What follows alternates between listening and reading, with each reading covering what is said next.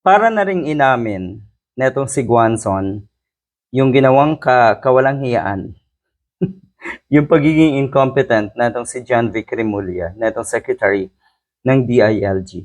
Alam niyo kasi itong mga diehard, itong mga katulad ni Guanzon, alam naman natin kung sino ang kahanga-hanga para sa kanila. Alam natin kung sino yung sinasabi nila na dapat tingalain, dapat iduluhin.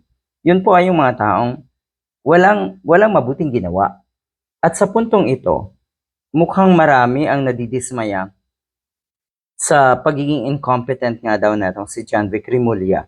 Aba ay binanggit na rin yan po ni former Senator Trillanes. So, yaan ang sinasabi ko na, naku, mukhang pupurihin yan ng mga diehard. Pupurihin yan sigurado ng mga DDS. At eto na nga, etong si Rowena Guanzon, pinupuri ngayon etong si Secretary Remulla dahil kuno sa kanyang ginawa. Ulitin lang natin, baguhin natin, dahil wala siyang ginawa. Para sa kanila kasi, yung mga taong walang saysay, walang ginagawa, incompetent, kahanga-hanga yan. Sino ba ang hinahangaan ni Guanzon? Sina Robin Padilla, sina Bato de la Rosa, Sara Duterte natural. O di ba? Yan yung mga taong walang kalatoy-latoy, walang ginawa na maayos at mabuti sa bansa natin. Ang sinasabi ngayon na itong si Guanzon, nagustuhan daw niya itong pag-secure nga na ito na itong si Secretary Remulla sa kaligtasan ng mga senador.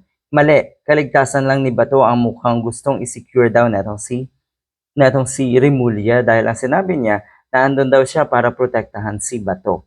Bakit po protektahan ang isang pugante, Mr. Remulla? Kaya tuloy nagiging kahanga-hanga ka ngayon para sa mga DDS dahil wala kang ginagawang matino. Incompetent ka. Yan ang sinasabi ng mga kababayan natin. For once, Secretary Remulla is doing something I like. Nagiging inclined, nagiging kahanga-hanga ka na sa mga diehard dahil nagiging inutil ka daw, Mr. Remulla.